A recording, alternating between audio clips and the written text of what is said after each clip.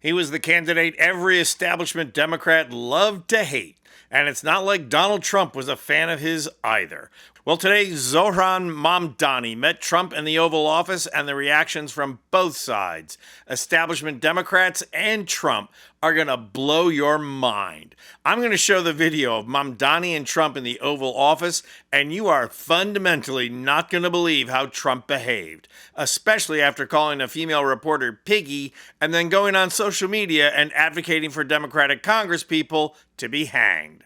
So hit our subscribe button after you watch this if you want to see and hear what the mainstream media won't say about what this corrupt administration is up to and how people like Mamdani are bringing the fight to the resistance.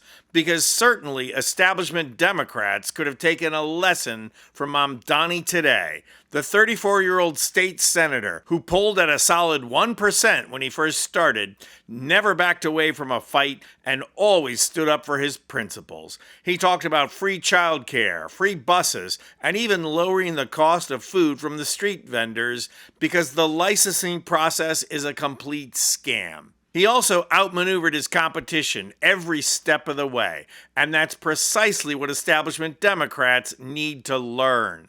Mamdani handed the keys to victory to Democrats by making affordability the number one political issue of the day. But instead of embracing Mamdani and learning from him, House Democrats just got boxed in by the Republican reaction to Mamdani's agenda. In what is a classic, typical, and all too predictable Republican tactic, they put up a no-win resolution for Democrats today, denouncing the horrors of socialism and all forms of socialism. And sure enough, Democrats fell for it, hook, line, and sinker, with Hakeem Jeffries and 85 other Democrats voting in favor of the resolution, betraying public education, Social Security, and Medicare, as well as most of their constituents. Meanwhile, Mamdani was with Trump in a closed-door meeting that Mamdani himself orchestrated. This is the guy who threatened to take away Mamdani's citizenship and deport him. So what's one of the first things Mamdani did after he was elected?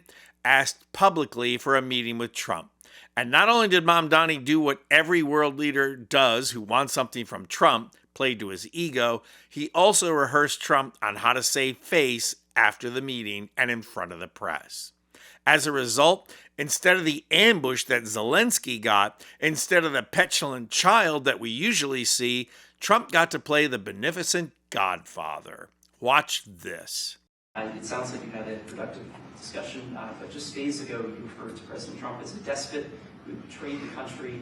You said you would be his worst nightmare and accused him of having a fascist agenda.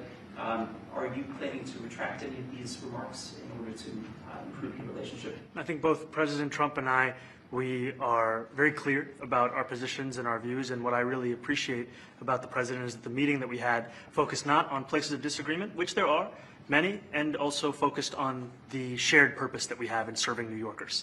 And frankly, that is something that could transform the lives of the 8.5 million people who are currently struggling under a cost of living crisis, with 1 in 4 living in poverty. And the meeting came back again and again to what it could look like to lift those New Yorkers out of struggle and start to deliver them a city that they could do more than just struggle to afford it, but actually start to live in it. And I've been called much worse than a despot, so it's not that insulting. Maybe I think he'll change his mind after we get to working together. Yes. Now, there's no way that wasn't orchestrated. Mamdani did a classic pivot, and Trump was obviously prepared to use a classic trope. Well, I've been called worse. But the media wanted fireworks, and they pressed for it some more. Watch what comes next. Clarify your answer to Stephen Nelson. He asked about your comment calling the president a fascist, and your answer was, both President Trump and I have been clear about our positions and our views. Are you affirming that you think President Trump is a fascist? I've spoken about... That's okay. You can just say okay. yes. All right. Okay. Yeah. It's easier. It's easier than explaining it. I don't mind. So the brilliance of what Mamdani did here is that he let Trump win.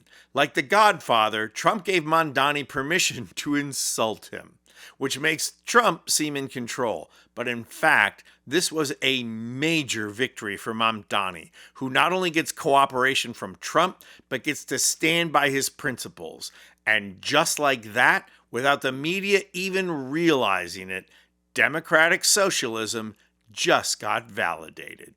Gee, that's too bad, House Republicans. I'm Anthony Vincent Gallo for Occupy Democrats. And if you like this video, please hit the like button and subscribe to our channel. You'll not only help out our channel, you'll be taking concrete action and helping get rid of Trump and the MAGA movement who ushered him in.